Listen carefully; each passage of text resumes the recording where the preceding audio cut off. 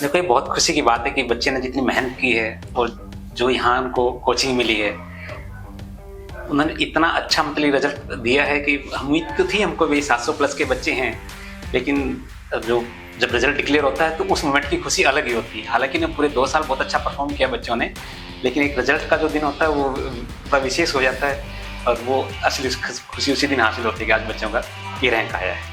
बच्चे यहाँ जब कोचिंग ले रहे थे तो ज़्यादातर ध्यान तो कोचिंग इंस्टीट्यूट ने रखा बच्चों का, क्योंकि स्टडी से लेके हर चीज़ से, उनके डाउट से लेके एज पेरेंट्स हमारा रोल इतना था कि हमको घर में बच्चों को इन्वायरमेंट अच्छा देना है, हमें उनको स्ट्रेस नहीं देना है और जैसे ही मतलब कंफर्टेबली अपनी पढ़ाई को टारगेट को अचीव कर सकें उस तरह से ये करते रहें। हम बेसिकली ये देखते थे बच्चा अगर रात को देर से सोया है तो सुबह उसी हिसाब से उठाया जाए, रात को जल्दी सोया तो उसी हिसाब से उठाया जाए, बच्चे को खाने पीने का उसका ध्यान रखा जाए, क्योंकि पढ़ाई में अक्सर बच्चे पानी पीना ही भूल जाते हैं। मतलब खाना सामने रख देते हैं, थोड़ी देर बाद आके देखते हैं बच्चे ने खाना खाया ही नहीं है। तो इन चीज़ों का एज पेरेंट्स हमको ध्यान रखना पड़ता है, भाई इसने प्रॉपर डाइट ली है नहीं ली है, और ये स्वस्थ रहे मेन रहता था कि इस पूरे ट्रेनर के दौरान, क्योंकि अगर बच्चा बीमार पड़ जाए तो काफ़ी पीछे चला जाता है और कभी डीमोटिवेट ना हो, और कभी मतलब एक हेल्दी कंपटीशन में तो चले लेकिन उसको लेकर कोई अग्रेसिव ना हो कभी भी। एक्चुअली मैं भी वर्किंग हूँ और सुबह 9:30 से और 6:30 तक हमारा वर्किंग शेड्यूल ही रहता है। ऑफिस में LIC में जॉब करते हैं हम दोनों ही। तो दूसरा थोड़ा सा मेरे साथ हेल्थ इश्यूज़ भी रहे हैं पीछे।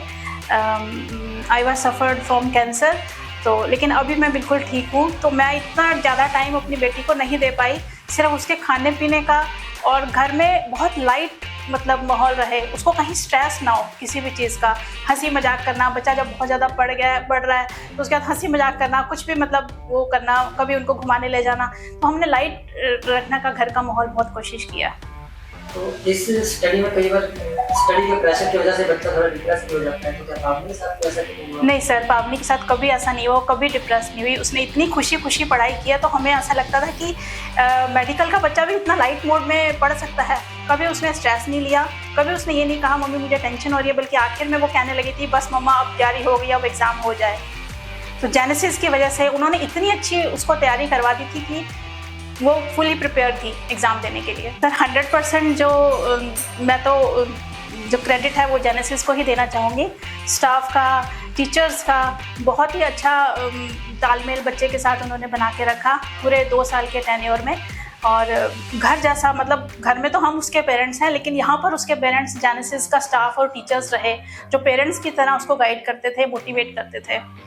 तो थैंक यू जेनेसिस, उसने बहुत अच्छा हमारे बच्चे का ध्यान रखा, जिसकी वजह से आज उसने करनाल एक छोटा शहर है जहाँ से और इतना अच्छा उसने स्कोर लिया है।